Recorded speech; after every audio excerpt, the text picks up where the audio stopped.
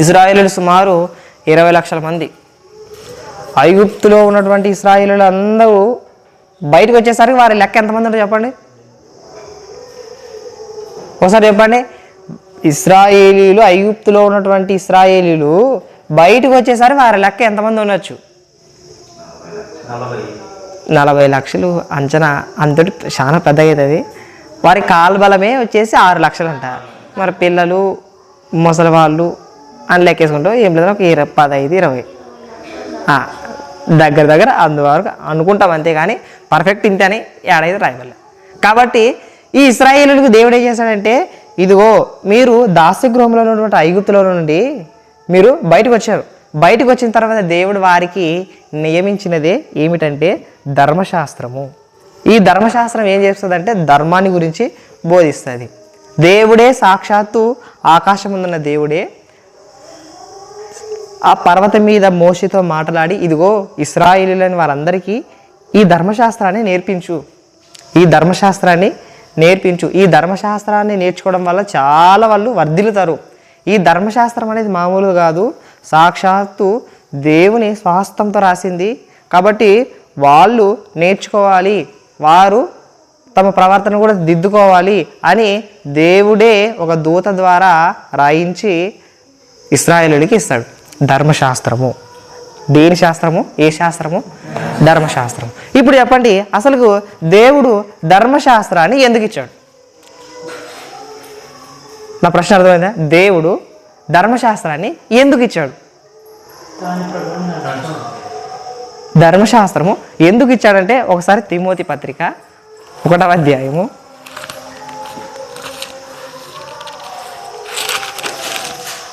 ధర్మశాస్త్రం ఎందుకు ఇచ్చాడంటే ఒకసారి తిమోతి పత్రిక 1వ అధ్యాయము 1 తిమోతి పత్రిక 1వ అధ్యాయం 11వ వచనం చూసినట్లయితే, ఆయనను శ్రీమంతులకు దేవుడు నాకు అప్పగించిన ఆయన మహిమగల సువార్త ప్రకారము ధర్మశాస్త్రము ధర్మ విరోధులకును అవిధేయులకును భక్తిహీనులకును పాపిష్టులకును అపవిత్రులకును మత దూషకులకును పితృహంతకులకును మాతృహంతకులకును నరహంతకులకును వ్యభిచారులకును పురుష సంయోగులకును మనుష్య చోరులకును అబద్ధికులకును అప్రమాణికులకును హితబోధకు విరోధి అయిన వాడు మరి ఎవడైనను ఉండిన యెడల అట్టివానికి నియమింపబడెను గాని నీతిమంతునికి నియమింపబడలేదని ఎవడైనను ఎరిగి ధర్మానుకూలంగా దానిని ఉపయోగించిన యెడల ధర్మశాస్త్రము మేలైనదని మనం ఎరుగుదాము. ఇక్కడ చెప్తున్నాడు, ఇక్కడ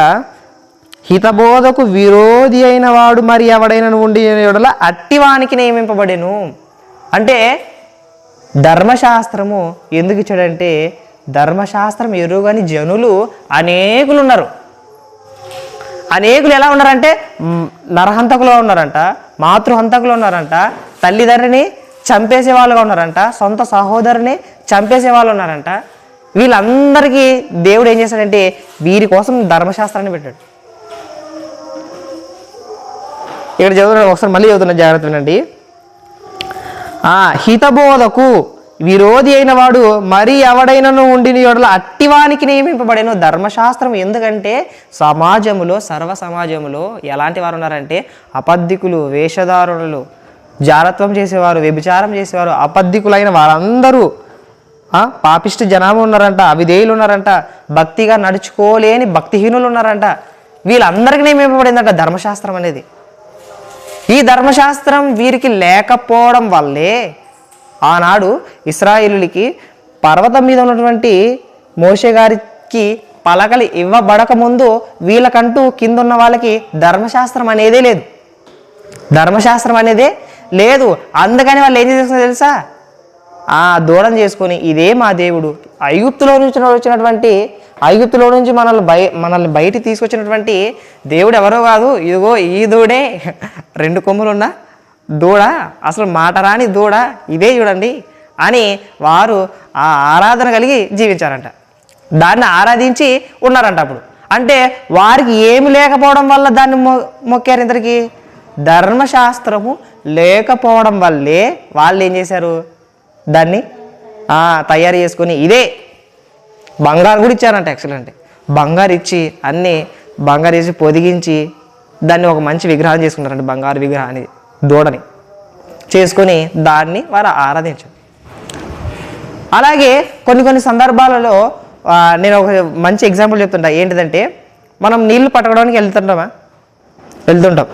చిన్న తెలివి ఉన్న వాళ్ళు అయితే ఏం చేస్తారంటే, అక్కడ ట్యాప్ ఓకనే పారుతుంటుంది, దాన్ని ఏం పట్టించుకోరు. కొంతమంది చదువు వచ్చిన వాళ్ళు ఏం చేస్తారంటే, నీటిని వృధా చేయకుండా నాయన, భవిష్యత్ తరాల్లో ఏముండదు, నీరు అనేది దొరకదు, కాబట్టి వృధా చేయకండి, వేస్ట్ చేయొద్దండి అని దాన్ని ఆపేస్తారు కొంచెం బుద్ధున్నోళ్ళు. అవునా కదా? అంటే ధర్మశాస్త్రం కూడా సేమ్ అలాంటిదే. మీరు వ్యర్థమైన పాపాన్ని చేయకండి, అబద్ధాన్ని ఆడకండి, వీటి వలన ఉగ్రత వస్తుంది, మీరు వాటిని కానీ చేస్తే ఉగ్రత పాలవుతారు. కాబట్టి ఇదిగో ఆజ్ఞిస్తాడు, మీరు అబద్ధం ఆడకండి, మీరు అప్పుడు అబద్ధం ఆడకూడదు, మీరు వ్యభిచరించకూడదు అంటే మీరు వ్యభిచరించకూడదు, అందుకనే పలకలు పెట్టాడు. అందుకనే ప్రజలైన వారందరూ, సమాజంలో ఉన్న వారందరూ, ఆనాడు ఇశ్రాయేలీయులు కూడా సేమ్, అందరూ అన్యజనులేమి, ఇశ్రాయేలీయులేమి, నేడున్న ప్రపంచమేమి, ఆనాడున్న ప్రపంచమేమి, సర్వలోకులు అందరూ కూడా సమాజంలో అబద్ధికులుగాను, నరహంతకులుగాను, వేషధారులుగాను, జారతం చేసేవారుగాను, తల్లిదండ్రులను చంపేసేవాళ్ళుగాను, నరహంతకులుగా ఉన్నారంట. మాతృహంతకులు, పితృహంతకులు, వీరందరికీ ధర్మశాస్త్రము నియమింపబడింది. అందుకే దేవుడు ఏం చెప్తున్నాడు అంటే, ఒకదాన్ని చూడండి, సామెతలు 29వ అధ్యాయము 18 వచనం చూసినట్లయితే, సామెతలు ఉంది, సామెతల గ్రంథము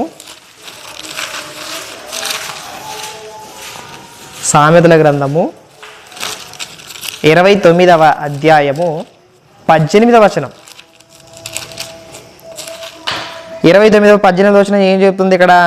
దేవోక్తి లేని యెడల జనులు కట్టులేక తిరుగుదురు. అంటే దేవోక్తి అంటే దేవుని నోట నుంచి ప్రతి మాట అది ఆజ్ఞ. అందుకనే నేను ఒక ఎగ్జాంపుల్ చెప్పిన, నీళ్ళ దగ్గర వెళ్ళినప్పుడు నీటిని వృధా చేయకుండా అని చెప్తాం కదా, అలాగే దేవోక్తి, దేవుని యొక్క ఆజ్ఞ, దేవుని యొక్క వాక్యం లేకపోతే జనులు కట్టులేక తిరుగుదురు. దేవోక్తి లేదు కాబట్టి ఆనాడు ఇశ్రాయేలీయులు ఏం చేశారు? దూరం చేసుకొని ఇదే మాకు దేవుడు అంటున్నారు.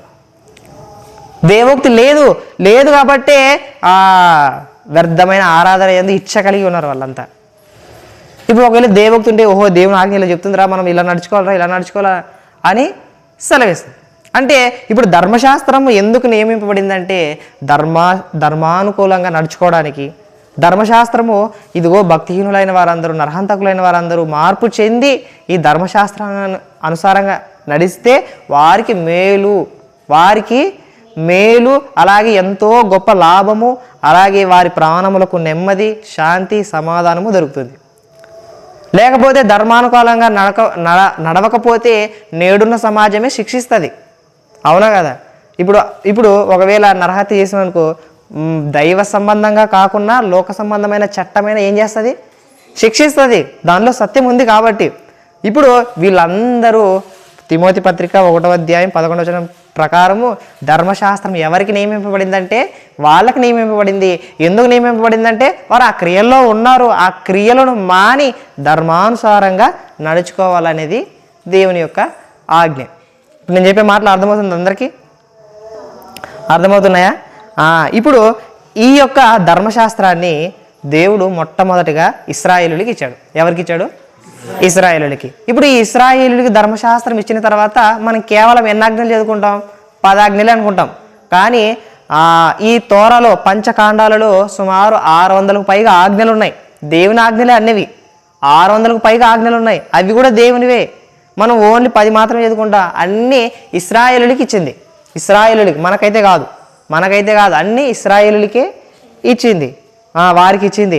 కాబట్టి ఆ ధర్మానుసారంగా నడిస్తే మీరు బాగుపడతారు అంటున్నాడు. ఇప్పుడు ఈ ధర్మశాస్త్రాన్ని ఎవరి ద్వారా ఇచ్చాడంటే మోషే ద్వారా ఇచ్చాడు. ఎవరి ద్వారా ఇచ్చాడు? మోషే ద్వారా ఇచ్చాడు. అక్కడ ఎక్కడ ఉంటుందంటే నెహెమ్యా గ్రంథము 9వ అధ్యాయం 14వ వచనము చూసినట్లయితే, మోషే ద్వారా ఆజ్ఞలను, కట్టడలను, ధర్మశాస్త్రముల వారికి నియమించితివి. ఎవరికి? ఇశ్రాయేలులకి. మోషే ద్వారా ఆజ్ఞలను, కట్టడలను, ధర్మశాస్త్రముల వారికి నియమించితివి. అంటే మనుషులు పాపము చేయకుండా ఉండడానికి ధర్మశాస్త్రం ఇచ్చాడు. మోషే కాలంలో అనేకులు పాపం చేశారు, ధర్మశాస్త్రం లేదు కాబట్టి అప్పుడు చేశారు. ధర్మశాస్త్రం వచ్చిన తర్వాత ఆజ్ఞానుసారంగా నడుచుకోవాలరా అని హెచ్చరికలు దేవుడు పంపిస్తూనే ఉన్నాడు. అప్పుడు దేవోక్తి అనేది బయటకు వచ్చింది. అలాగే ఈ ధర్మశాస్త్రం ఏం తెలియజేస్తుందంటే, ముఖ్యంగా ఈ ధర్మశాస్త్రం అనేది ఏం తెలియజేస్తుందంటే, ఇదిగో మంచి చెడులను తెలియజేస్తుంది. ఏం తెలియజేస్తుంది? మంచి చెడులను తెలియజేస్తుంది. ఇశ్రాయేలీయులు ఆనాడు మోషే వినిపింపజేస్తాడు. ఒకసారి ద్వితీయోపదేశ కాండము 4వ అధ్యాయం 1వ వచనం చూస్తే,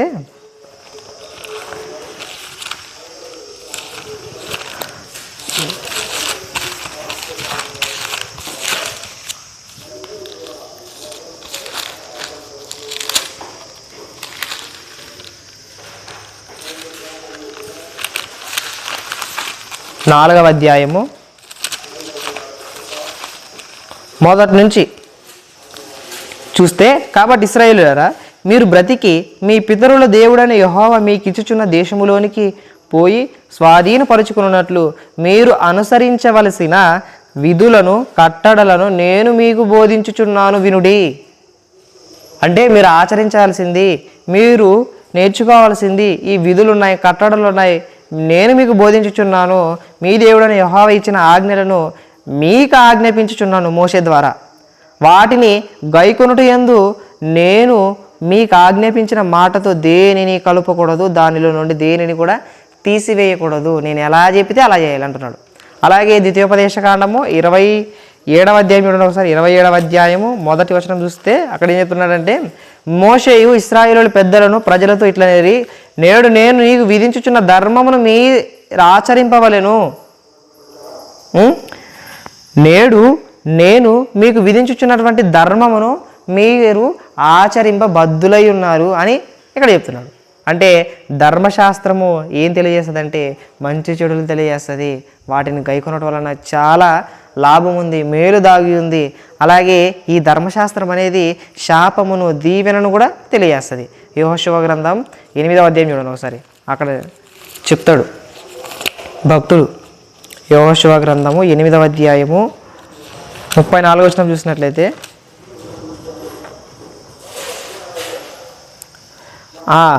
ఈ ధర్మశాస్త్ర గ్రంథంలో వ్రాయబడిన వాటన్నిటిని బట్టి ఆ ధర్మశాస్త్ర వాక్యములన్నిటినీ అనగా దాని దీవెన వచనమును దాని శాపవచనమును చదివి వినిపించెను. అంటే ధర్మశాస్త్రం ఏం తెలియజేస్తుంది? శాపాన్ని తెలియజేస్తుంది, దీవెనను కూడా తెలియజేస్తుంది. శాపాన్ని తెలియజేసిన శాపము చేస్తే దానికి తగ్గట్టు శిక్ష ఉంటుంది. ఒకవేళ దీవెన మేలు చేస్తే దానికి తగ్గట్టు దీవెన ఉంటుంది. కాబట్టి మనం ఏది నిర్ణయించుకుంటామో దాని ప్రతిఫలాన్ని పొందుతాం, దేన్ని చేస్తామో దాని ప్రతిఫలాన్ని పొందుకుంటాం. అలాగే ద్వితీయోపదేశకాండం 28వ అధ్యాయంలోన మొదటి నుంచి చూస్తే ఇక్కడ ఏం చెప్తాడంటే, ద్వితీయోపదేశకాండం 28వ అధ్యాయము ఇక్కడ మేలు చెప్తున్నాడు. వర్ధిల్లుతున్నారు మీరు. ఒకవేళ నీవు నీ దేవుడైన యెహోవా మాట విని శ్రద్ధగా విని నేడు నేను నీకు ఆజ్ఞాపించిన ఆయన ఆజ్ఞలన్నిటినీ అనుసరించి నడుచుకునే యెడల నీ దేవుడైన యెహోవా భూమి మీదనున్న సమస్త జనముల కంటే నిన్ను హెచ్చించును. నీవు నీ దేవుడైన యెహోవా మాట వినిన యెడల ఈ దీవెనలన్నీ నీ మీదకి వచ్చి నీకు ప్రాప్తించును. నీవు పట్టణంలో దీవింపబడదు, పొలంలో దీవింపబడదు. నీ గర్భఫలము, నీ భూఫలము, నీ పశువుల మందలు, నీ దుక్కి తెద్దులు, నీ గొర్రె మేకలు మందలు దీవింపబడును. నీ గంపయు పిండి పిసుగు నీ తొట్టియు దీవింపబడును. నీవు లోపలికి వచ్చినప్పుడు దీవింపబడదు, వెలుపలికి వెళ్ళినప్పుడు దీవింపబడదు. ఇన్ని ఆశీర్వాదాలు, ఇన్ని దీవెనలు చాలా ఉన్నాయి. సుమారు 14 వచనాలు చూస్తే అన్నీ ఆశీర్వాదాలే. ఎందుకు? ఒకవేళ నీవు ధర్మశాస్త్రాన్ని మాత్రం అనుసరించి జీవిస్తే మాత్రం ఇన్ని దీవెనలు. నువ్వు బయటికి వెళ్ళినప్పుడు లోపలికి వచ్చినప్పుడు దీవింపబడతావు. నీ ఎద్దులు ఏమవుతావంట? దుక్కుటెద్దులు ఫలిస్తాయంట, దీవింపబడతాయంట. నీ గొర్రె మేకలు అవి కూడా దీవింపబడతావంట. కేవలం ఆయన ఆజ్ఞలన్నిటిని అనుసరించి నడుచుకున్న వారికే ఈ ఆశీర్వాదాలు జరుగుతాయి. ధర్మశాస్త్రంలో ఉన్నటువంటి ఆశీర్వాదాలు గైకుంటేనే అనుసరించి నడుచుకుంటేనే ఈ ఆశీర్వాదాలు. నడుచుకోకపోతే ఎలాంటివి ఉంటాయంటే, ఒకసారి 16వ వచనం పట్టణంలో నీవు శపింపబడదువు, పొలములో నీవు శపింపబడదువు. నీ గంపయు, నీ పిండి పిసుగు, నీ తొట్టియు శపింపబడును. నీ గర్భఫలం, నీ భూమి పంట, నీ ఆవులు, నీ గొర్రె మేకల మందలు శపింపబడును. 22 చూడండి. యెహోవా క్షయరోగము చేతను, జ్వరము చేతను, మంట చేతను, మహాతాపము చేతను, ఖడ్గము చేతను, కంకి కాటుక చేతను, బూజి చేతను నిన్ను కొట్టును. నీవు నశించే వరకు అవి నిన్ను తరుమును. అంటే ధర్మశాస్త్రం అనుసరించడం వల్ల, అనుసరించకపోవడం వల్ల కలిగే లాభాలు నష్టాలు దేవుడు మన ముందే పెట్టాడు. ఇప్పుడు మనం దేన్ని గైకొంటే మనకి మేలు జరుగుతుంది చెప్పండి? ధర్మశాస్త్రాన్ని అనుసరిస్తేనే ఆ మేలు. అందులో వచ్చేసి ముందుగానే చెప్పిన ధర్మశాస్త్రం ఎందుకు నియమింపబడిందంటే సమాజంలో చాలామంది అబద్ధికులు, వేషధారులు చాలామంది ఉన్నారు. వాళ్ళందరూ ధర్మశాస్త్రానుసారంగా నడిస్తే వారు ఆశీర్వదింపబడతారు. ఇశ్రాయేలులు కూడా అన్నాడు, ఏమి ఎరుగని వారి వలె పాపం చేసి దూడను ఆరాధించారు, కానీ ధర్మశాస్త్రం వచ్చిన తర్వాత ఆజ్ఞలో నడుచుకోవడానికి ప్రయత్నించారు. ఇలా ధర్మశాస్త్రం ఏమేమి తెలియజేస్తుంది అంటే శాపాన్ని తెలియజేస్తుంది, దీవెనను తెలియజేస్తుంది. అందులో వచ్చేసి ఈ ధర్మశాస్త్రం ఉంటే మనం పాపం చేయకుండా ఉంటాం. మెయిన్ రీజన్ ఏమంటే ధర్మశాస్త్రాన్ని ఎందుకు ఇచ్చాడంటే మీరు ఎట్టి పరిస్థితుల్లో పాపము చేయకూడదు. ఎట్టి పరిస్థితుల్లో మీరు పాపమే చేయకూడదు. పాపము చేయకుండా ఉండాలంటే మీరు ధర్మశాస్త్రాన్ని పాటించాలి. ఇది కేవలము ఇశ్రాయేలులకి నియమింపబడినటువంటి ధర్మశాస్త్రం. అందులో వచ్చేసి మనము కూడా పాటించవలసిన చాలా విషయాలు ఉన్నాయి. అంటే కొన్ని చాలా పాటింపదగినవి ఉన్నాయి, వాటిని మనం తీసుకోవాలి. అలాగే ఈ ధర్మశాస్త్రం అనేది సత్య సంబంధమైనది, సత్యాన్ని తెలియజేస్తుంది. కీర్తనలో 119, 142 చూస్తే అక్కడ ఏం చెప్తుందంటే నీ ధర్మశాస్త్రం అనేది సత్య సంబంధమైనది. కీర్తనలు 119, 142 వచనం చూసినట్లయితే 119, 142 చూస్తే నీ నీతి శాశ్వతమైనది, నీ ధర్మశాస్త్రము కేవలము సత్యం అంట. అంటే ధర్మశాస్త్రం అనేది ఏంటిది? సత్యాన్ని తెలియజేసేది, శాపాన్ని తెలియజేసేది, దీవెనను తెలియజేస్తుంది. ధర్మశాస్త్రం అనుసరించడం వల్ల గొప్ప మేలు కలుగుతుంది అనేది ఇప్పుడు ఇంతవరకు మనం నేర్చుకున్నాం. ఇంతవరకు మనం ఏమేమి నేర్చుకున్నామంటే మళ్ళీ చెప్తా, మళ్ళీ జ్ఞాపకం చేస్తా. చూడండి ఒకసారి. ధర్మశాస్త్రము ఎవరికి నియమింపబడిందంటే దేవోక్తి లేని, కట్టు లేక తిరుగుచున్న జనులందరూ ధర్మశాస్త్రము నియమింపబడింది. వారికి నియమింపబడింది ధర్మశాస్త్రము. ధర్మశాస్త్రము వలన మనకి శాపము, దీవెన అనేవి తెలియజేస్తుంది. ధర్మశాస్త్రం అంటేనే సత్య సంబంధమైనది. ఈ సత్య సంబంధమైన దాన్ని గైకొనటం వలన మనకి ఎంతో లాభం కలుగుతుంది అని చెప్పినాం. ఇంతవరకు నేర్చుకున్నాం. అందులో వచ్చేసి ధర్మశాస్త్రాన్ని మోషే ద్వారా ఇశ్రాయేలుకి ఇచ్చాడు అని నేర్చుకున్నాం ఇంతవరకు. ఇప్పుడు ఒక 4 పాయింట్లు చెప్తా. ఈ 4 పాయింట్లు మనం కూడా నేర్చుకోవాల్సినవే. ఎందుకంటే ఈ ధర్మశాస్త్రం అందరికీ ఇవ్వబడింది. ధర్మశాస్త్రం అంటేనే ధర్మాన్ని గురించి తెలియజేసేది, సత్యాన్ని గురించి తెలియజేసేది, అలాగే దీవెనను గురించి తెలియజేసేది. ధర్మశాస్త్రం అంటేనే వీటన్నిటి గురించి తెలియజేస్తుంది. ఆయా శాస్త్రాల్లో వాటి గురించి తెలియజేస్తే దేవుడిచ్చినటువంటి ధర్మశాస్త్రం మాత్రం మనల్ని ఏ విధంగా నడిపించాలో తెలియజేస్తుంది, ఎలా నడుచుకోవాలో తెలియజేస్తుంది. కాబట్టి 4 పాయింట్లు చెప్తున్నా. 4 పాయింట్లు బాగా గుర్తుపెట్టుకుందాం. ఆ 4 పాయింట్లు ఏమేమంటే దేవుడు మానవులకి ఏమి ఇచ్చాడంటే ధర్మశాస్త్రాన్ని ఇచ్చాడా లేదా? ఇచ్చాడు. ఇచ్చిన తర్వాత భక్తులైన వారందరూ కూడా దానిని ఏం చేశారంటే ధ్యానించారు. ఇప్పుడు మోషే గారు కానివ్వండి, యెహోషువ గారు కానివ్వండి, తర్వాత సమూయేలు కానీ, తర్వాత న్యాయాధిపతులు కానీ, తర్వాత ఎజ్రా కానివ్వండి, నెహెమ్యా గారు కానివ్వండి, దావీదు కానివ్వండి, సొలొమోను కానివ్వండి, వీళ్ళందరూ ఏం చేశారంటే ధర్మశాస్త్రాన్ని ధ్యానించారు. ఈ ధర్మశాస్త్రాన్ని ధ్యానించారు కాబట్టి ఆయన యొక్క కట్టడలు బయటకు వచ్చాయి. ఓహో, మనం ఇలా నడుచుకుంటే మనకు ఎంతో మేలు దొరుకుతుందిరా. ఈ ధర్మశాస్త్రాన్ని ధ్యానించడం వల్లే ఆ యొక్క ఆజ్ఞలన్నీ బయటకు వచ్చి వాటిని మనం నడుచుకోవడం వల్ల ఎంతో గొప్ప లాభం దొరుకుతుంది అని వాటిని ఏం చేశారంటే దీవారాత్రము ధ్యానించారు. అలాంటి భక్తులైన వారందరూ కూడా ఏమయ్యారంటే ధన్యులయ్యారంట. అందుకనే కీర్తనాకారుడు మొదటి అధ్యాయం మొదటి 2 వచనాల్లో ఏం చెప్తాడు? యెహోవా ధర్మశాస్త్రమునందు ఆనందించుచు దీవారాత్రము దానిని ధ్యానించువాడు ధన్యుడు. అంటే భక్తులైన వారందరూ కూడా ఏం చేశారంటే ధర్మశాస్త్రాన్ని ధ్యానించాడు. ధర్మశాస్త్రాన్ని ధ్యానించారు. వాళ్ళంతా ధ్యానించారు కాబట్టే ధన్యులుగా మిగిలిపోయారు, మనకు మాదిరులుగా మిగిలిపోయారు, మనకు మార్గదర్శకులుగా వాళ్ళు ఉన్నారు. అంటే భక్తులైన వారందరూ ఏ దాన్ని పాటించారు? దేవుడిచ్చినటువంటి ధర్మశాస్త్రాన్ని పాటించారు. ధన్యులుగా భక్తులుగా మనకు మార్గదర్శకులుగా మిగిలిపోయారు, మనకు మార్గదర్శకులుగా మిగిలిపోయారు. అలా మనం కూడా ఇప్పుడు ఏం చేయాలంటే దేవుడిచ్చినటువంటి ధర్మశాస్త్రాన్ని ఏం చేయాలంటే ధ్యానించాలి. ఏం చేయాలి? ధ్యానించాలి. ఒకసారి ఇజ్రా గారు తన గ్రంథమందు ఏం సెలవిస్తాడంటే, ఇజ్రా గ్రంథము 7వ అధ్యాయము 10వ వచనం చూస్తే,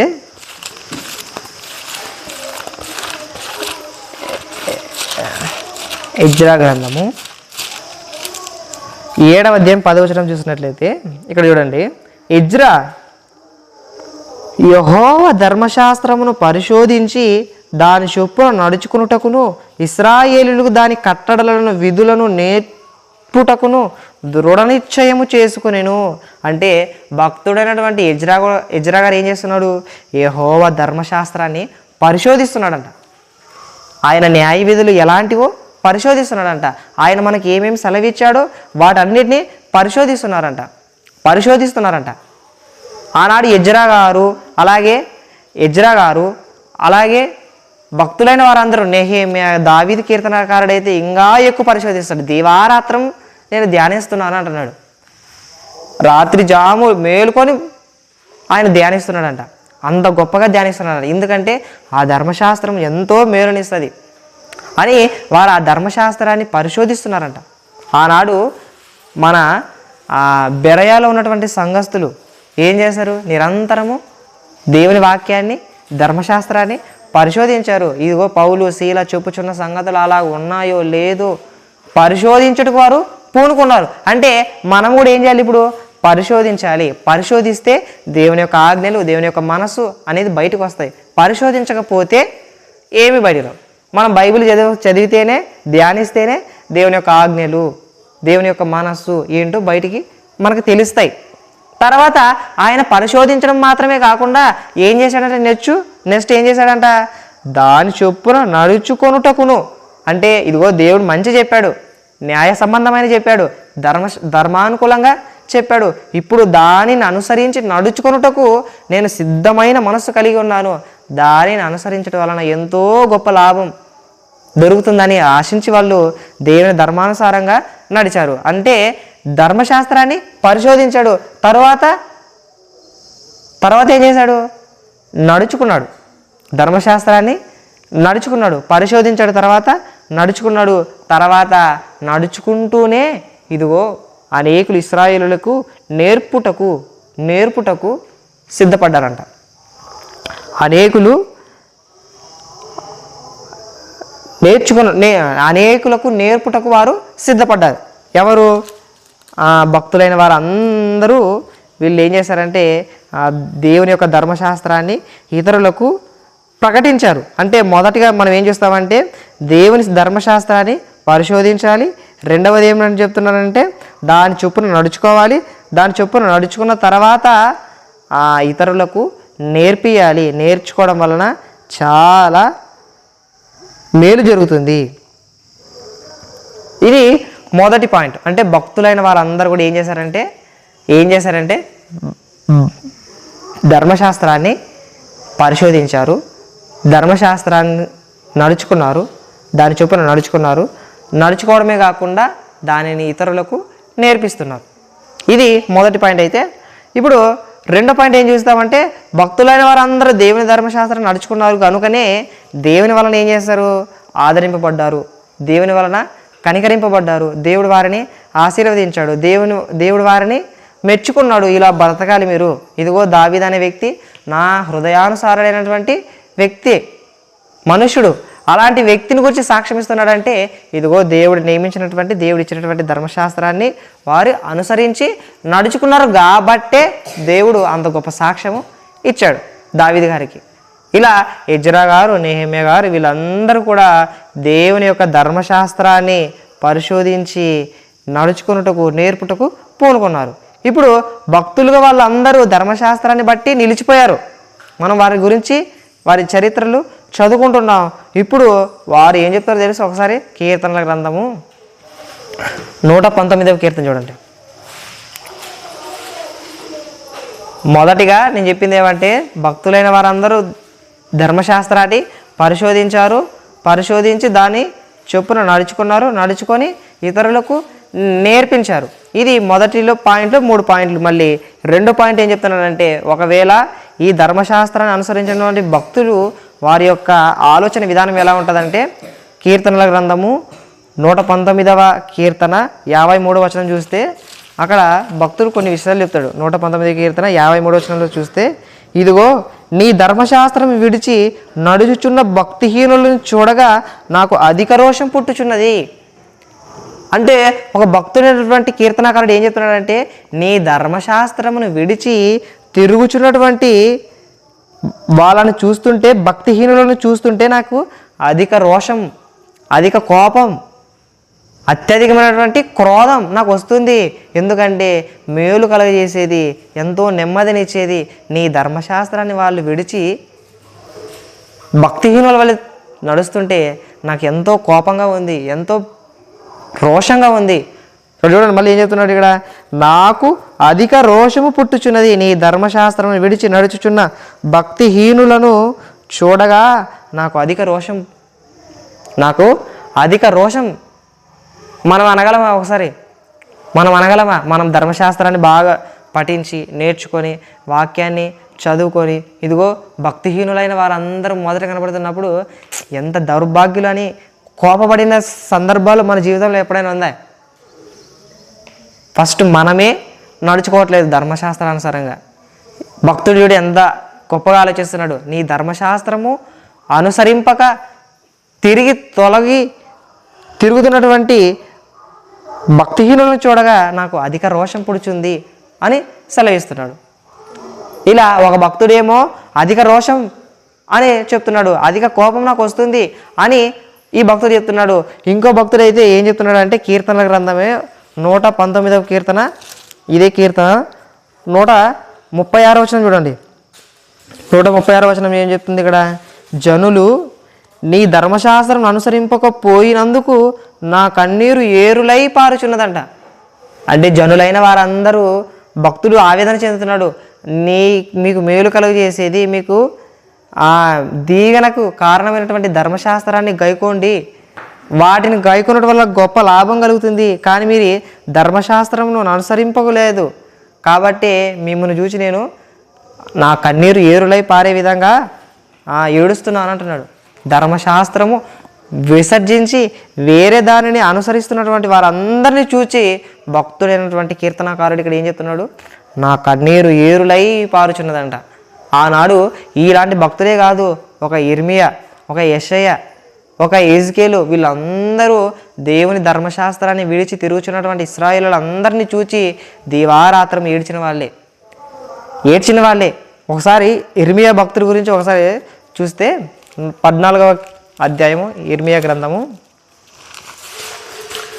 17వ వచనం చూస్తే ఇక్కడ వాళ్ళకి ఇశ్రాయేలులైన వారందరికీ గొప్ప తెగులు అందరూ వచ్చేసి వీరిని వేరే దేశానికి అప్పగిస్తుంటాడు. వాళ్ళు వచ్చి హతము చేస్తుంటారు, ఖడ్గము చేత, కత్తుల చేత ఇశ్రాయేలుని రక్తము కారేంతగా ఇశ్రాయేలుని చంపుతుండగా ఆయన ఏమంటున్నాడంటే, జనుల కన్యక 17 నుంచి చూడండి, నేను వారితో చెప్పవలసిన మాట ఏదనగా నా జనుల కన్యక గొప్ప ఉపద్రవం వలన పీడింపబడుచున్నది, ఘోరమైన గాయం నొంది ఉన్నది, దీవారాత్రం మానక నా కన్నుల నుండి కన్నీరు కారుచున్నది. దీవారాత్రం కన్నీరు కారుస్తున్నాడంట. అంటే దేవుడిచ్చినటువంటి ధర్మశాస్త్రాన్ని ఆనాడు ఇశ్రాయేలులు విసర్జించారు కాబట్టే భక్తులైనటువంటి ఇర్మియా గారు ఏం చేస్తున్నాడు ఇక్కడ, మీరు ధర్మశాస్త్రాన్ని విడిచి ఆయన చెప్పినటువంటి మాటను మీరి ఇదిగో వేరే దేవతల తట్టు, ఆయనకు అసహ్యమైనటువంటి కార్యముల తట్టు మీరు తిరిగారు కాబట్టి ఇదిగో నా కంట కన్నీరు కారుచున్నది, నా దీవారాత్రం, ఒక క్షణం కాదంట, దీవారాత్రం మానక నా కన్నుల నుండి కన్నీరు కారుచున్నది అని చెప్తున్నాడు.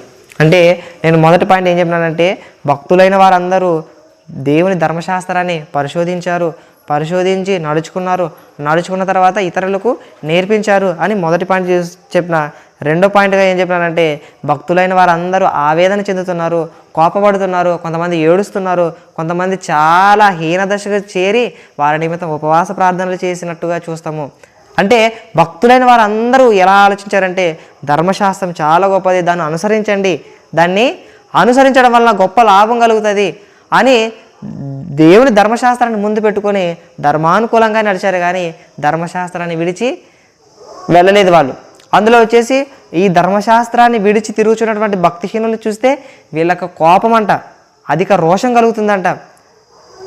దేవుని ధర్మశాస్త్రాన్ని విడిచి తిరుగుతున్నటువంటి భక్తిహీనులందరినీ చూస్తే అనేక ప్రవక్తలు, భక్తులైన వారందరూ దీవారాత్రము కంట కన్నీరు కారుచూ వారి దినములు గడిపినట్టుగా మనము చూస్తాం. ఈ రెండు పాయింట్లు బాగా అర్థమైందా? ఏమని చెప్పిన ఫస్ట్ పాయింట్, దేవుని ధర్మశాస్త్రాన్ని పరిశోధించి నడుచుకునుట ఎందును, తర్వాత ఇతరులకు నేర్పుటకు మనం సంసిద్ధులై ఉండాలనేది మొదటి పాయింట్. రెండవ పాయింట్ ఏమంటే, భక్తులైన వారందరూ ఆదరింపబడిన తర్వాత భక్తిహీనులను చూడగా అధిక రోషం, అధిక కోపము, ఏదో తెలియని ఆవేదన వారిలో కనబడుచున్నది, వీరు ధర్మశాస్త్రాన్ని విడిచి తిరుగుతున్నారు అని. కొంతమంది భక్తులు ఆ ధర్మశాస్త్రాన్ని విడిచి తిరుగుచున్న భక్తిహీనులందరిని చూసి తమకు తాము నొచ్చుకొని మనసులో గాయపడి ఏడుస్తున్నారంట, దీవారాత్రములు ఏడుస్తున్నారంట. భక్తులైన వారందరూ కూడా ఇదే. ఒకసారి పేతురు పత్రిక చూడండి, ఇక్కడ నీతిమంతులకు లోతును గురించి చదువుదాం.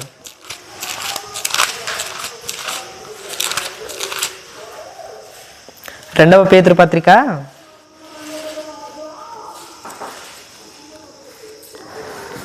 2వ పేతురు పత్రిక 2వ అధ్యాయం 6వ వచనం చూస్తే అక్కడ ఏం చెప్తున్నాడు, మరియు ఆయన సొదొమ గొమొర్రాలను పట్టణములను భస్మము చేసి ముందుకు భక్తిహీనులకు వారికి వాటిని దృష్టాంతములుగా ఉంచుటకై వాటికి నాశనము విధించి దుర్మార్గుల కామ వికార యుక్తమైన నడవడి చేత బహుబాధపడిన నీతిమంతులకు లోతును తప్పించెను. అంటే బాధపడ్డాడు, భక్తిహీనులను చూసి బాధపడ్డాడు, భక్తిహీనులను చూసి ఆవేదన చెందాడు. ఇర్మియా భక్తుడు, యెషయా భక్తుడు, హెజ్కేలు భక్తుడు, నీతిమంతుడకు లోతగు భక్తుడు, వీళ్ళందరూ కూడా ఏం చేశారంటే ఆవేదన చెందుతున్నారు. భక్తిహీనులను చూసి వీరు చెడిపోయారు, వారిని చూసి ఆవేదన చెందుతున్నారు. బహుబాధపడినటువంటి నీతిమంతుడకు లోతును తప్పించెను. చూడండి, ఆ నీతిమంతుడు వారి మధ్యన కాపురం ఉండి తాను చూసిన వాటిని బట్టి వినిన వాటిని బట్టి వారి అక్రమమైన క్రియల విషయంలో దినదినము నీతిగల తన మనస్సును నొప్పించుకొనుచూ వచ్చెను. అంటే దినదినము మనసు నొచ్చుకున్నాడంట. భక్తులైన వారందరూ ధర్మశాస్త్రాన్ని విడిచి తిరుగుచున్న వారందరిని చూచి మనసు నొప్పించుకున్నారు, మనసు గాయపరచుకున్నారు. దీవారాత్రములు కంట కన్నీరు కారుచూనే వారు తమ దినములు గడిపినట్టు చూస్తాం. చాలామంది భక్తులు, ఒకరు కాదు ఇద్దరు కాదు, చాలా భక్తులు. ఆఖరికి మన యేసుప్రభు వచ్చేసరికి ఇంక ఈయన అయితే అందరి కొరకు దీవారాత్రములు ప్రార్థనలు యాచనలు చేసి తండ్రికి సమర్పించి ఇదిగో మానవాళి కొరకు నా ప్రాణాన్ని ఇస్తున్నానని దేవునికి తను తాను సమర్పించుకున్నాడు. ఇలా భక్తులైన వారి గురించి చూస్తాం. ధర్మశాస్త్రాన్ని విడిచి ఎంత వేదన చెందారో చూస్తాం. రెండో పాయింట్గా చెప్పినాం. ఇప్పుడు మూడో పాయింట్గా ఏం చెప్తున్నానంటే, ఇప్పుడు లోకంలో ఉన్నటువంటి వారందరినీ చూడండి. వాళ్ళందరినీ చూస్తే కొంతమేమో ధనాన్ని సంపాదించుకోవాలని, కొంతమేమో ఆస్తులు సంపాదించుకోవాలని, కొంతమంది ఏం ఆలోచిస్తారు, ఇదిగో ఈ లోకంలో బ్రతకడానికి మేడలు మిద్దెలు కట్టుకొని జీవించాలని అని ఆలోచన కలిగి ఉన్నారు. అవునా కదా? ఇక్కడ ఇదే తక్కువేమో కానీ అక్కడ పెద్ద పెద్ద పట్టణాలలో అయితే ఇవే ఆలోచనలు కలిగి ఉంటారు. నెక్స్ట్ ఏం చేయాలి, నెక్స్ట్ ఏ బిల్డింగ్ కట్టేయాలి, నెక్స్ట్ ఏ వ్యాపారం చేస్తే లాభాన్ని కమ్ముకోవాలి, అలాగే ఎలాంటి వెండి తీసుకోవాలి, వెండిని కొనుక్కోవాలి, బంగారు నగలను కొనుక్కోవాలి, ఎలాంటి వస్త్రములు ధరించుకోవాలి అనే ఆలోచన కలిగి ఉన్నారు చాలామంది. నేడున్న సమాజంలో ఉన్నటువంటి సర్వ సమాజంలో ఈ ఆలోచనలు చాలామందికి తిరుగుతున్నాయి మెదల్లో. ఇప్పుడు ఈ వెండి నగలు తర్వాత వీటన్నిటినీ మనము చూస్తాం, కానీ వాటి వలన కలిగే లాభం అంటూ బొత్తిగా ఏమీ లేదు. వాటి వలన కలిగే లాభము బొత్తిగా ఏమీ లేదు. మన ప్రాణాన్ని అవి అయితే రక్షించలేవు. అవి అసలు క్షయమైనవి, అక్షయమైనవి కాదు. క్షయమైనటువంటి వాటి మీద మనము మనసు పెట్టాము, వాటిని కొనుక్కోవాలని ఆశపడుతున్నాం. ఇప్పుడు భక్తుడు ఏం చెప్తున్నాడు అంటే, ఒకసారి కీర్తన గ్రంథము 119వ కీర్తనే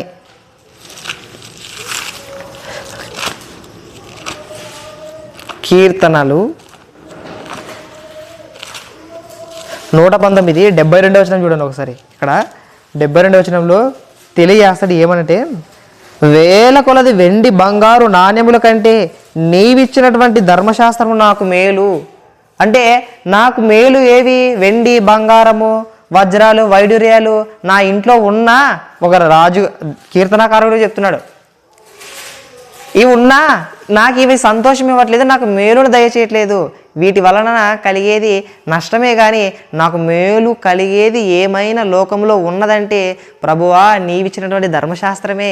ఈ ధర్మశాస్త్రం గైకొనటం వల్ల నాకు ఎంతో లాభం కలుగుతుంది, నా ప్రాణము రక్షింపబడుతుంది, నా ఆత్మ రక్షింపబడతాయి. ఇదిగో నీవు నాకు దయచేసినటువంటి ఆశీర్వచనములన్నీ నాకు అనుగ్రహింపబడతాయి కేవలం నీవిచ్చినటువంటి ధర్మశాస్త్రాన్ని అనుసరించడం వలన. అంటే భక్తులైన వారు అందరూ కూడా ధర్మశాస్త్రం మీదే ఆశ పెట్టారు. నీవు ఇచ్చినటువంటి ధర్మశాస్త్రం మీద, నీవు ఇచ్చినటువంటి వాక్యం మీద నేను ఆశ పెట్టుకొని ఉన్నాను అంటాడు. 74 చూడండి ఒకసారి. నీవు నీ వాక్యం మీద నేను ఆశ పెట్టుకొని ఉన్నాను అంటే లోకంలో ఉన్నటువంటి జనులందరినీ చూడండి, ఇప్పుడు బైబిల్లో ఉన్నటువంటి భక్తులందరినీ చూడండి, దేని మీద వాళ్ళు ఆశ పెట్టుకొని ఉన్నారు? లోకంలో ఉన్న వాళ్ళందరూ కూడా ధనము వెండి బంగారు నాణ్యముల మీద ఆశ పెట్టుకొని ఉన్నారు. కానీ భక్తుడైతే మాత్రం నీ వాక్యం మీద నేను ఆశ పెట్టుకున్నాను ప్రభువా, నీ వాక్యం వలన నేను హెచ్చరింపబడి నేను బాగుపడుదును, నీ యొద్దకు చేరే మార్గమే నీవిచ్చినటువంటి వాక్యము. అందుకని ఇక్కడ 105 వచనం చూడండి. నీ వాక్యము నా పాదములకు దీపమును నా త్రోవకు ఏమైందంట? వెలుగై ఉంది. ఏది? వెండి బంగారు నాణ్యములు వెలుగు ఇవ్వమని చూద్దాం. మనం సంపాదించిన డబ్బు చూడండి, వెలుగుని ఇవ్వవు, అవన్నీ ఇవ్వలేవు, నిత్య జీవానికి అవన్నీ నడిపించలేవు. కాబట్టి ఇవన్నీ ఆత్మ సంబంధంగా చెప్తున్నటువంటి వాక్యములు. నీ వాక్యము నా పాదములకు దీపమై ఉన్నది. నేను గుంటలో పడిపోకుండా నీ వాక్యము నన్ను ఆదరిస్తుంది, నీ వాక్యము నన్ను సరైన మార్గంలో నడిపిస్తుంది. ప్రభువా నీవిచ్చినటువంటి ధర్మశాస్త్రమే నాకు ఎంతో మేలును సమకూర్చుంది కాబట్టి నేను దాని మీదే ఆశ పెట్టుకుని ఉన్నాను. వెండి బంగారు నాణ్యముల మీద అయితే నాకు ఆశే లేదు అసలుకి. ఇప్పుడు భక్తుడైనటువంటి దావీదు గారిని ఒకసారి ఆలోచిద్దామండి. 19వ కీర్తన చూడండి ఒకసారి. ఆయన ఏం చెప్తున్నాడు? 19వ కీర్తన 10వ వచనం చూడండి, 9 నుంచి చూడండి. యెహోవా యంద 19వ కీర్తన 9వ వచనం చూస్తే, యెహోవా యందైన భయము పవిత్రమైనది, అది నిత్యము నిలుచును. యెహోవా న్యాయ విధులు సత్యమైనవి, అవి కేవలము న్యాయమైనవి. అంటే న్యాయ విధులు దేవుడు ఏర్పరిచినటువంటి ధర్మము పైనుంచి 7వ వచనం నుంచి చూస్తే మొత్తం చెప్తాడు. ధర్మశాస్త్రము యథార్థమైనది. 7వ వచనం చూడండి ఒకసారి. యెహోవా నియమించిన ధర్మశాస్త్రం యథార్థమైనది, అది ప్రాణము తెప్పరేలు చేయును. యెహోవా శాసనం నమ్మదగినది, అది బుద్ధిహీనులకు జ్ఞానము పుట్టించును. యెహోవా ఉపదేశం నిర్దోషమైనవి, అవి హృదయమును సంతోషపరచును. యెహోవా ఏర్పరిచిన ధర్మము నిర్మలమైనది, అది కన్నులకు వెలుగు ఇచ్చును. యెహోవా యందైన భయము పవిత్రమైనది, అది నిత్యము నిలుచును. యెహోవా న్యాయ విధులు సత్యమైనవి, అవి కేవలము న్యాయమైనవి, అవి బంగారు కంటేను. చూడండి భక్తుడు ఇప్పుడు చెప్తున్నాడు, కీర్తన దావీదు భక్తుడు, అవి బంగారు కంటేను. నా ఇంట్లో నా రాజ్యములో అనేక వజ్ర వైడూర్యాలు బంగారు వెండి నాణ్యములు ఎన్నో కలవు, వాటి మీద నేను ఆశ పెట్టుకోలేదు. అవి బంగారు కంటేను, విస్తారమైన మేలిమి బంగారు కంటేను కోరదగినవి. దేవుడిచ్చినటువంటి న్యాయ శాస్త్రము, ధర్మశాస్త్రము అది కోరదగినది, అదే కోరుకోవాలంట, కానీ వీటిని కోరుకోకూడదంట. దాని మీదే ఆశ పెట్టుకోవాలి, కానీ దీని మీద ఆశ పెట్టుకోకూడదు అని చెప్తున్నాడు. వీడు చూడడం తర్వాత, తేనె కంటేను జుంటి తేనె దారల కంటేను మధురమైనవంట దేవుడి నియమించినటువంటి ధర్మశాస్త్రం. అంటే తేనె తింటాం కదా మనం, యాక్చువల్గా అంటే తింటామా తినమా? ఆ తీగ ఉంటుంది, ఎలా ఉంటుంది? తేనె ఉంటుంది, చేదు ఉంటుంది, తేనె కాదు, తీగ ఉంటుంది. మనం దాన్ని తిన్న తర్వాత ప్రాణం ఏమవుతుంది? ఓహో మంచి స్వీట్ తిన్నానని తృప్తి పొందుతుంది. కానీ భక్తునికి అలా కాదంట. నీవిచ్చినటువంటి ధర్మశాస్త్రము తేనె కంటేను జుంటి తేనె దారల కంటేను ఎంతో మధురంగా ఉన్నాయి, అవి నా ప్రాణమునకు నెమ్మది కలుగు చేస్తున్నాయి అని చెప్తున్నాడు. చూడండి, ఆత్మ సంబంధంగా ధర్మశాస్త్రాన్ని అనుసరించినటువంటి దావీదు భక్తుడు ఏ విధంగా ఆలోచిస్తున్నాడు? తేనె నాకు మధురమైనది కాదు, నీవు ఇచ్చినటువంటి ధర్మశాస్త్రమే నాకు మధురమైనదిగా కనబడుచున్నదని సెలవిస్తున్నాడు. ఇప్పుడు వాటి వలన నీ సేవకుడు, 11వ వచనం చూడండి, 11వ వచనం నీ దేవుని యొక్క ధర్మశాస్త్రం గురించి, వాటి వలన నీ సేవకుడు హెచ్చరిక నందును, వాటిని గైకొనుట వలన గొప్ప లాభము కలుగును. మామూలు లాభం కాదు, గొప్ప లాభము కలుగును. ప్రాణము రక్షింపబడుతుంది, మన సంతానం ఆశీర్వదింపబడుతుంది, అలాగే ఆత్మ రక్షింపబడుతుంది. ముఖ్యంగా వాటిని గైకొనుట వలన గొప్ప లాభము కలుగునంటే మన ఆత్మ రక్షింపబడుతుంది. కీర్తనాకారుడు ఈ విధంగా భక్తులైన వారందరూ కూడా ధర్మశాస్త్రం మీదే ఆశ పెట్టుకుని ఉన్నారు. మరి లోకస్తులు ఎలా ఆశ పెట్టుకుని ఉన్నారు? వేటి మీద ఆశ పెట్టుకుని ఉన్నారు? ఆ లోకంలో ఉన్నటువంటి ధనం మీద, సుఖభోగాలు యందు ఆశ కలిగి ఏం ధరించుకుందామని, ఏమి తిందామని క్షయమైన వాటి మీద ఆశ పెట్టుకున్నారు. కానీ భక్తులైన వారందరూ కూడా దేవుని వాక్యం మీద ఆశ పెట్టుకున్నారు, దేవుని ఇచ్చినటువంటి ధర్మశాస్త్రం మీద ఆశ పెట్టుకున్నారు. అందుకని యేసు ప్రభు గారు చెప్తాడు, వాళ్ళు తినుటకు మాత్రమే వస్తున్నాడంట, దేవుని ఆయన చెప్తున్నటువంటి వాక్యాన్ని వినడానికి రావట్లేదంట. అందుకని ఏం చెప్తున్నాడు తర్వాత, మీరు క్షయమైన వాటి కొరకు నా దగ్గర రాకండి, మీరు రావద్దండి. వాటి కోసం వస్తే, మీరు వస్తే కేవలం అక్షయమైనది, మీ ఆత్మను రక్షించేది సత్యమైనటువంటి వాక్యం కోసం నా దగ్గర రండి అని ఆనాడు ప్రజలందరికీ ఒకేసారి చెప్పేశాడు అనమాట. ఈ 3వ పాయింట్ గురించి మనం ఏం నేర్చుకుంటామంటే, లోకంలో ఉన్నటువంటి వారందరూ కూడా లోక సంబంధమైన వాటి మీదే మనసు పెట్టారు, కానీ భక్తులు అయిన వారందరూ కూడా ధర్మశాస్త్రం మీద, దేవుని వాక్యం మీద ఆశ పెట్టుకొని ఉన్నారు. వాటిని గైకొనటం వలన గొప్ప లాభం కలుగుతుంది, మేలు సమకూర్చుతుంది అని దాని మీద ఆశ పెట్టుకొని దాన్నే అంటి పెట్టుకున్నారు. వారు దాన్ని హైలైట్ చేస్తూ మనకి కీర్తనలు ఇచ్చాడు. వాళ్ళు బ్రతికి దేవుని మీద ఆధారపడ్డారు కాబట్టి మనకి ఈ కీర్తనలు చదువుకోవడానికి వారు రాసి మనకిచ్చారు. కాబట్టి ఇప్పుడు మనం చదువుకుంటున్నాం, మనం కూడా ఏం చేయాలా? వాటిని గైకొనాలా. వాటిని గైకొనటం వలన మనకి ఎంతో మేలు సమకూరుస్తుంది.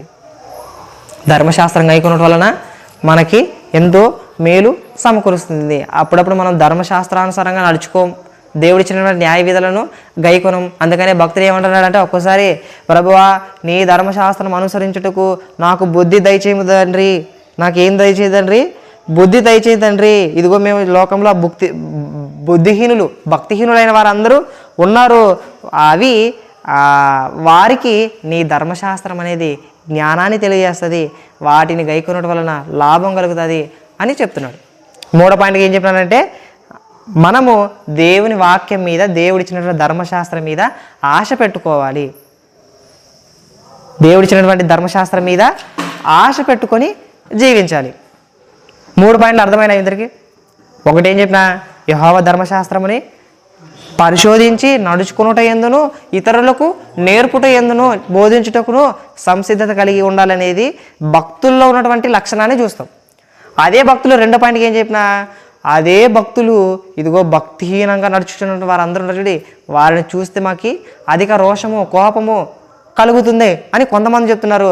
ఇంకో కొంతమంది అయితే ఎలా చెప్తున్నారు, ఇదిగో వారిని చూస్తే బాధపడి మనసు నొప్పించుకొని దివారాత్రము కంట కన్నీరు కారుస్తున్నారంట, అలాంటి వాళ్ళు ఉన్నారు. ఇప్పుడు 3వ పాయింట్కి ఏం చెప్పినారంటే, లోకంలో ఉన్నటువంటి వారందరూ కూడా వేటి మీద ఆశ పెట్టుకుని ఉన్నారంటే, వారికి ఉన్నటువంటి ధన సమృద్ధి మీద ఆశ పెట్టుకుని ఉన్నారు, నగల మీద, వెండి మీద, క్షయమైన వాటి మీద ఆశ పెట్టుకుని ఉన్నారు.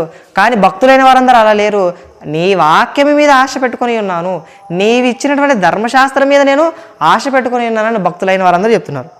ఇప్పుడు 4వ పాయింట్గా చూద్దాం.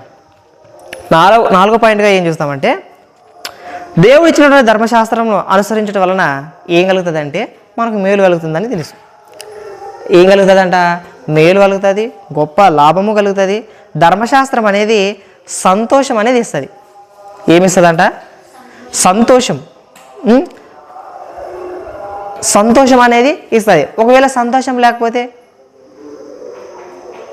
ఒకవేళ మనకి ధర్మశాస్త్రం మేలు కలుగజేయలేకపోతే, దేవుడేమో తప్పకుండా, డోంట్ వరీ, తప్పకుండా వీటిని గైకొనడం వలన మీకు మేలు వస్తుంది, మీకు సంతోషము వస్తుంది, సత్యము తెలుస్తుంది అని చెప్తున్నాడు.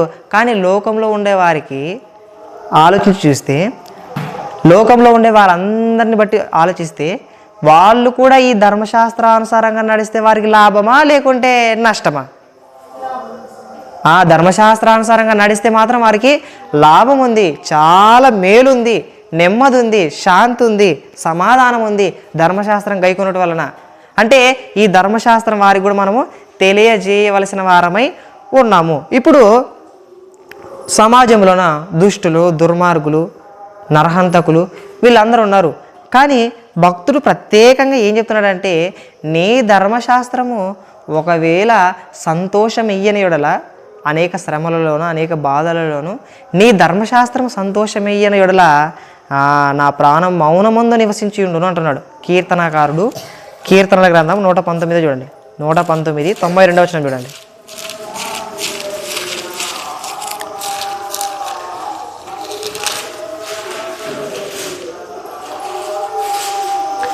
నీ ధర్మశాస్త్రము నాకు సంతోషమియ్యని యెడల నా శ్రమయందు నేను నశించి ఉందును. నీ ధర్మశాస్త్రము సంతోషమియ్యని యెడల నా శ్రమయందు నేను నశించి ఉందును. నీ ఉపదేశం వలన నీవు నన్ను బ్రతికించితివి, నేనెన్నడను వాటిని మరువను. నీ ఉపదేశములను నేను వెదకుచున్నాను. నేను నీ వాడనే, నన్ను రక్షించుము, నన్ను సంహరింపవలనని భక్తిహీనులు నా కొరకు పొంచి ఉన్నారు.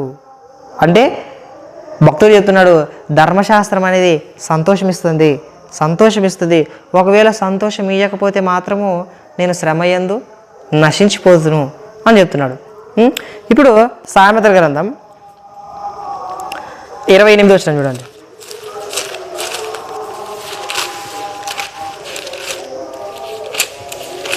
28వ వచనము 4వ వచనం చూడండి.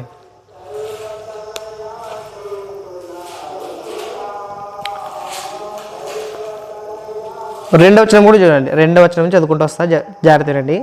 దేశస్థుల దోషము వలన దాని అధికారులు అనేకులగుదురు, బుద్ధి జ్ఞానములు గలవారి చేత దాని అధికారం స్థిరపరచబడును. బీదలను బాధించు దరిద్రుడు ఆహార వస్తువులను ఉండనీయక కొట్టుకొని పోవానితో సమానుడు. ధర్మశాస్త్రమును త్రోసివేయువారు దుష్టులను పొగుడుచుందురు, ధర్మశాస్త్రం అనుసరించువారు వారితో పోరాడుదురు. అంటే ఈ దుష్టులైన వారందరూ ఏం చేస్తున్నారంట? ధర్మశాస్త్రాన్ని తోసివేస్తున్నారంట.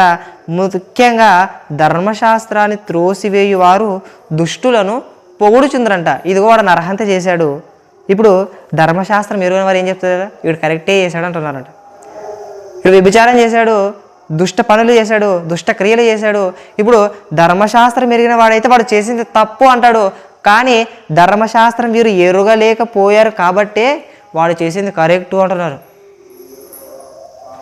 చూడండి, మళ్ళీ చెబుతున్నా, ధర్మశాస్త్రం త్రోసివేయువారు దుష్టులను పొగుడుచుందరంట. అంటే వానితో సమానులు అవుతారు వీళ్ళు కూడా, వానిని సహకరిస్తున్నారు. నువ్వు చేసింది కరెక్టేరా నాయన అంటున్నారు, నువ్వు చేసింది కరెక్టే అని చెప్తున్నట్టున్నారు. అంటే ఈ దుష్టులు ఏం చేస్తారంటే ధర్మశాస్త్రాన్ని తోసివేయవారు, అలాగే దుష్టులు వీరందరికీ అసలు నెమ్మది అనేది ఉండదు.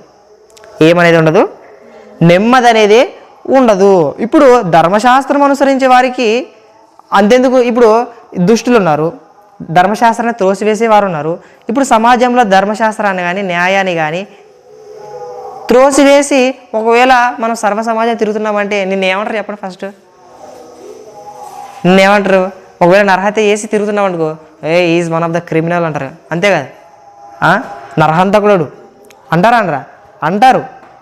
అలాంటి వానికి ఎక్కడ వెళ్ళినా కూడా ఏముంటుంది, తిట్లు చీట్లే ఉంటాయి, కానీ వానికంటూ నెమ్మది అంటే ఉండదు, సమాధానం అంటే ఉండదు. నా బ్రతికేం ఇట్లదే, నేను ఒక నరహత్య చేస్తే ఇంత దారుణమైనటువంటి మాటలు వినాల్సి వస్తుంది, నేను పడాల్సి వస్తుంది అని వాడు నొచ్చుకుంటాడు. అంటే దుష్టులకు నెమ్మది అనేది ఉండదు, నరహంతకులకు కూడా ఉండదు, వ్యభిచారం చేసే వాళ్ళకు కూడా ఉండదు, నెమ్మది అనేదే ఉండదు. వాటి వలన ఆ క్రియలు చేయడం వలన వారి మీదకి వారు శాపం తెచ్చుకుంటారు. ఆనాడు యేసుక్రీస్తును పట్టించాడు ఎవరు, ఇస్కరియోతు యూదా. నెమ్మది కలిగి ఉన్నాడా, సమాధానంగా ఉన్నాడా, ఆవేదన చెందాడు. ఏదో పశ్చాత్తాపం పడవలసిన సందర్భంలో అనేక దుష్ట ఆలోచనలు వచ్చి, దుష్ట తలంపులు వచ్చి ఊరు వేసుకొని చనిపోయాడు. అంటే ధర్మశాస్త్రాన్ని తోసివేసి సాతాను యొక్క మాట విని ఏం చేశాడు, యేసుప్రభుని అప్పగించాడు. అంటే ధర్మశాస్త్రాన్ని తోసివేసి దుష్టుని యొక్క ఆలోచనను నెరవేర్చాడు, దుష్టుని యొక్క ఆలోచనను నెరవేర్చాడు. అవంటే ఇప్పుడు దుష్టుని ఆలోచన నెరవేర్చే వారందరికీ నెమ్మది అనేదే ఉండదు. దుష్టుడు ముందుగానే ఏం చెప్తున్నాడో, ఇదిగో నువ్వు ధర్మశాస్త్రాన్ని మీరిపో, ధర్మశాస్త్రంతోనేమి పక్కన పెట్టే, ఈ పని చేయి అంటాడు. అప్పుడు అందులో వచ్చేసి పౌలు గారు చెప్తాడు, ఇదిగో తేమ ఇహలోకాన్ని స్నేహించి తెసలోనికి వెళ్ళిపోయాడంట. అంటే ధర్మశాస్త్రాన్ని విడిచిపెట్టి లోకంలో ఉన్నటువంటి సుఖభోగాలను అనుభవించడానికి తేమ ఏమయ్యాడు, ఈ లోక స్నేహాన్ని కోరాడు. అంటే ధర్మశాస్త్రాన్ని విడిచిపెట్టిపోయాడు, లోకంలో ఉన్న దుష్టులతో సాంగత్యాన్ని చేయడానికి వెళ్ళిపోయాడు. తెసలోనిక అంటేనే అందమైనటువంటి ప్రాంతం, అందులో ఉన్నటువంటి బిజినెస్ మ్యాన్లు చాలామంది ఉంటారు, దాన్ని ఆశించి వెళ్ళిపోయాడు. అంటే దుష్టుని యొక్క ఆలోచన నెరవేర్చే వారందరూ దుష్టులు. అందులో వచ్చేసి దుష్టులకు అనేది శాంతి, సమాధానం, నెమ్మది అనేదే ఉండదు. వారికి హృదయంలో కలత ఉంటుంది, కలవరం ఉంటుంది అని దేవుని వాక్యాన్ని బట్టి చూస్తాం. ఇప్పుడు దేవుని ధర్మశాస్త్రం అనుసరించే వారికి ఏముండదంట అని చూస్తే, అదే కీర్తనకారుడు 119వ కీర్తన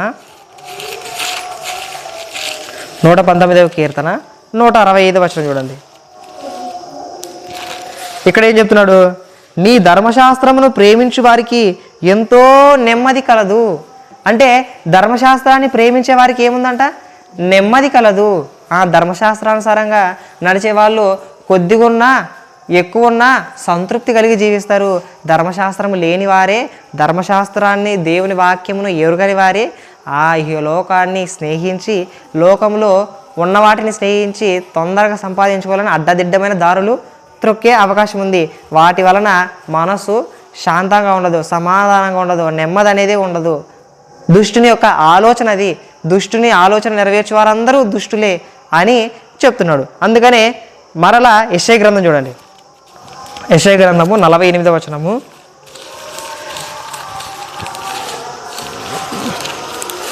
48వ వచనము 22వ వచనం చూస్తే ఏం చెప్తున్నాడు ఇక్కడ, దుష్టులకు నెమ్మది ఉండదని యెహోవా సెలవిచ్చుచున్నాడు. దుష్టులకు ఏముండదంట, నెమ్మది అనేదే ఉండదు. ఎందుకంటే దుష్టుని యొక్క ఆలోచన నెరవేర్చువానికి హృదయంలో కలతము, కలవరము అనేవి ఉంటాయి. ఇలా బైబిల్ గ్రంథంలో అనేకులు దుష్టుని యొక్క ఆలోచన నెరవేర్చి వారి హృదయంలో నెమ్మది, శాంతిని, సమాధానాన్ని తీసివేసుకున్నారు. వారికై వారు దేవునికి విరోధంగా దేవుని ధర్మశాస్త్రాన్ని విడిచి, దేవుని వాక్యాన్ని విడిచి ఆనాడు దుష్టుని యొక్క తలంపును నెరవేర్చారు. ఇప్పుడు ఈ 4వ పాయింట్ ముఖ్యంగా ఏం చూస్తామంటే, మనము దేవుని ధర్మశాస్త్రాన్ని, దేవుని వాక్యాన్ని ఎక్కువ ప్రేమిస్తే మన ప్రాణములకు, మన యొక్క ప్రాణములకు ఏం కలుగుతుందంట, నెమ్మది కలుగుతుందంట. ఒకవేళ దేవుని ధర్మశాస్త్రాన్ని విడిచి దుష్టుని యొక్క ఆలోచన నెరవేర్చి దుష్టుని తలంపులు మనం నెరవేరుస్తూ ఉంటే దుష్టులకు ఏముండదని సెలవిచ్చాడు దేవుడు. దేవుడు ఏమని సెలవిచ్చాడంటే, దుష్టులకు నెమ్మది ఉండదని యెహోవా సెలవిస్తున్నాడు. ఇప్పుడు నేను 4 పాయింట్లు చెప్పిన, ఆ 4 పాయింట్లు ఒకదాని తర్వాత ఒకటి చెప్తా, మళ్ళీ జాగ్రత్త వినండి. దేవుడు భక్తులైన వారిని ఏర్పరచుకున్నాడు. ఈ భక్తులైన వారందరినీ కూడా యెహోవా ధర్మశాస్త్రమును ప్రేమించారు. దాన్ని అనుసరించి, పరిశోధించి నడుచుకొనుట ఎందును అలాగే నేర్పుట ఎందును. 3 పాయింట్లు ఏమేమి? ఫస్ట్ పాయింట్ల పరిశోధించి నడుచుకొని నేర్పుటకు సంసిద్ధులై ఉన్నారు వీళ్ళంతా. తర్వాత 2వ పాయింట్కి ఏం చెప్పినా, వీళ్ళు భక్తులైన వారందరూ కూడా దేవుని ధర్మశాస్త్రాన్ని అనుసరిస్తున్నారు. ఒకవేళ భక్తిహీనులను చూస్తే కొంతమంది ఏమో రగులుతున్నారు, అధిక రోషం కలుగుతుందంట, కోపము క్రోధం అనేవి వస్తున్నాయి. దేవుని ధర్మశాస్త్రం అనుసరిస్తే వాళ్ళు బాగుంటుంది అని కొంతమంది భక్తులు కోరుకుంటే, ఇంకా కొంతమంది భక్తులు వారి హీనస్థితిని చూసి వారి దీనస్థితిని చూసి కలత చెంది కలవరపడి మనసులో నొచ్చుకొని వారి నిమిత్తం దివారాత్రంలో కంట కన్నీరు కారుస్తున్నారంట దేవుని ధర్మశాస్త్రం ఎరిగినటువంటి భక్తులు. ఇది 2వ పాయింట్గా నేను మీకు దేవుని గ్రంథమందు వివరించాను. 3వది ఏం చెప్పినా, భక్తులైన వారందరికీ లోకంలో ఉండే వాటి మీద ఆశ లేదు, కానీ వెండి బంగారు నగలు వజ్ర వైడూర్యాలు వీటి మీద ఆశ లేదు, కానీ దేవుడిచ్చినటువంటి ధర్మశాస్త్రం మీద ఆశ పెట్టుకొని ఉన్నారు. కాబట్టి జుంటితేన దారుల కంటే నీ మాటలే, నీ ధర్మశాస్త్రమే, నీ వాక్యమే నాకు మధురమైనది. కాబట్టి దేవా, నేనైతే నీ వాక్యం మీద ఆశ పెట్టుకొని ఉన్నాను అని భక్తులు సెలవిచ్చారు. ఇప్పుడు 4వ పాయింట్గా ఏం చూస్తామంటే దేవుని ధర్మశాస్త్రం సంతోషం ఇస్తుంది. అలాగే దుష్టుల యొక్క దుష్టుని ఆలోచన నెరవేర్చే వారందరికీ హృదయంలో నెమ్మది అనేది ఉన్నది. ఇప్పుడు యెహోవా ధర్మశాస్త్రం ఇచ్చాడు. ఆ ధర్మశాస్త్రాన్ని అనుసరించడం వలన మనుషులకు, మన ప్రాణములకు నెమ్మది కలుగుతుంది అని నేర్చుకున్నాం. కీర్తనాకారుడు కీర్తనలు 119 105వ వచనం చూస్తే ఇక్కడ ఏం చెప్తున్నాడు? 165లో చూస్తే, నీ ధర్మశాస్త్రమును ప్రేమించే వారికి ఎంతో నెమ్మది కలదంట, ఎంతో నెమ్మది కలదంట. కాబట్టి ధర్మశాస్త్రం గురించి మనము నేర్చుకున్నాం. అసలు దేవుడు ధర్మశాస్త్రాన్ని ఎందుకు ఇచ్చాడు? భక్తులైన వారందరూ ధర్మశాస్త్రాన్ని ఎందుకు అంత ఇష్టపడ్డారంటే, వాటిని గైకొనటం వలన ఎంతో లాభం ఉంది, మనసులో ఎంతో శాంతి ఉంది. కాబట్టి మేము దాన్ని అనుసరిస్తున్నాం, నడుచుకుంటున్నాము, నీ వాక్యం మీద ఆశ పెట్టుకుని ఉన్నామని భక్తులైన వారందరూ సెలవిచ్చారు. ఇప్పుడు మనం కూడా అదే మాటలే చెప్పాలి. వారు అనుభవించి మనకి రాసి ఇచ్చారు కాబట్టి మనం కూడా మన పిల్లలకి, మన తోటి సహోదరులకి ఈ మాటలే చెప్పాలా. ధర్మశాస్త్రము మనకి చాలా మేలు సమకూరుస్తుంది. ఆ ధర్మశాస్త్రం కైకొనడం వలన ఎంతో లాభము కలుగుతుంది. కాబట్టి ఈనాడు మనం నేర్చుకున్నది దేని గురించి చెప్పండి? ఆ ధర్మశాస్త్రము దేవుడు ఎందుకు ఇచ్చాడు, ఆ ధర్మశాస్త్రాన్ని గైకొనడం వలన కలిగే లాభాలు ఎలాంటివి అని ఒక 4 నేర్చుకున్నాం. అందులో మొదటిది వచ్చేసి భక్తులైన వారందరూ దేవుని ధర్మశాస్త్రాన్ని పరిశోధించారు, నడుచుకున్నారు, తర్వాత ఇతరులకు నేర్పించారు. 2వ పాయింట్కి ఏం చెప్పిన, భక్తులైన వారందరూ కూడా అధిక రోషం కలిగి ఉన్నారు, కొంతమంది కంట కన్నీరు కారుస్తున్నారు 2వ పాయింట్గా. 3వ పాయింట్ ఏం చెప్పిన, నీ వాక్యం మీద ఆశ పెట్టుకున్నా, ధర్మశాస్త్రం మీద ఆశ పెట్టుకొని ఉన్నామని. 4వ పాయింట్కి ఏం చెప్పినా, నీ ధర్మశాస్త్రం ప్రేమించే వారందరికీ నెమ్మది కలదు, దుష్టులకు నెమ్మది ఉండదని సెలవిచ్చాడు. దుష్టులైన వారందరూ కూడా దేవుని ధర్మశాస్త్రాన్ని విసర్జించేవారు, దాన్ని గైకొనని వారు. గైకొన వారికి ఏమొస్తుంది? నెమ్మది వస్తుంది, సమాధానం వస్తుంది, దేవుడు మంచి ఆలోచనలు వారికి అనుగ్రహిస్తాడని ఈరోజు మనము నేర్చుకున్నాం. కాబట్టి చిన్న ప్రార్థన చేసుకుని ఈ వాక్య భాగాన్ని ముగించుకుందాం. మమ్మల్ని మిక్కిలిగా ప్రేమించిన మా దేవ, మహోన్నతుడ, మహాగణుడ, మీ మాటలే మేము నేర్చుకుంటున్నాం తండ్రి. మీరు ఇచ్చినటువంటి ధర్మశాస్త్రం మాకు ఎంతో సంతోషాన్ని, సమాధానాన్ని, నెమ్మదిని అనుగ్రహిస్తుందని ఇంతవరకు నేర్చుకున్నాం. మీ మాటలు ఎంత శ్రద్ధ కలిగి తండ్రి, మీ మాటలో ఉన్నటువంటి మాధుర్యాన్ని గ్రహించడానికి సహాయం చేయండి. భక్తులు సెలవిచ్చినట్టు ప్రభువా, తేనె కంటేను జుంటి తేనె దారుల కంటేను మీ వాక్యం ఎంతో మధురమైనదని, మీరు ఇచ్చినటువంటి ధర్మశాస్త్రం ఎంతో గొప్పదని ఎరిగి ఆ వాక్యానుసారంగా బ్రతుకుటకు మాకు సహాయం చేయమని మమ్మల్ని మేము తగ్గించుకుంటూ మీ నామాన్ని హెచ్చిస్తూ సమస్త మహిమ ఘనత ప్రభావం చెల్లిస్తూ క్రీస్తు నామమును బట్టి ప్రార్థించి వేడుకుంటున్నాం తండ్రి. ఆమెన్. అందరికీ వందనాలు.